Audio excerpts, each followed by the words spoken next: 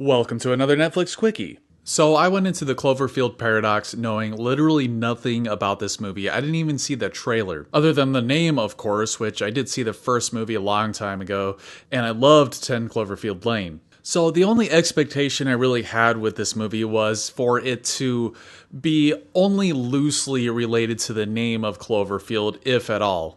So without knowing anything about the plot or anything, I was pleasantly surprised that it was basically a space thriller. Which personally, I am a big sucker for space thrillers. Event Horizon, Supernova, and movies like that, even though most of them are terrible.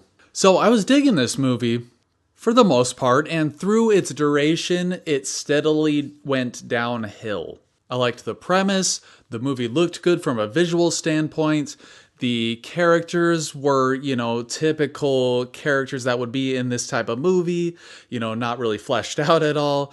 We don't really know who they are as people, except for the main character, of course. And it's basically just kind of a disposable, like mid to late 90s-esque movie set in space, with questionable science, cool deaths for characters you don't care about, and all the cliches you can expect from this type of movie. And boy, oh boy, is this movie cliche. Very predictable, a lot of things that don't really add up continuity-wise. And the characters were fine, they just weren't fleshed out whatsoever, which makes it so that you don't really care when they die.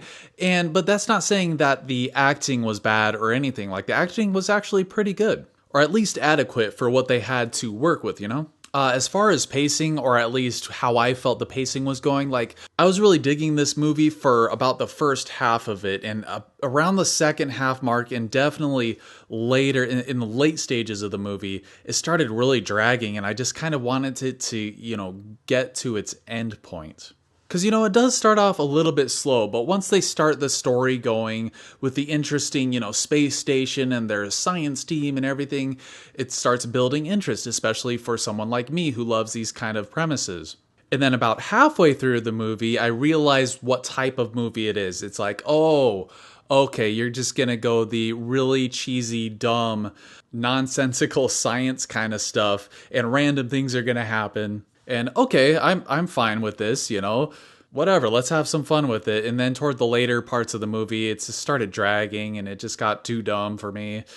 But overall, it's an interesting premise, and about half of the movie is cool with random stuff. If you can get over the random stuff, questionable science, and cliches, you might have a good time with this movie, but really, it's just really disposable.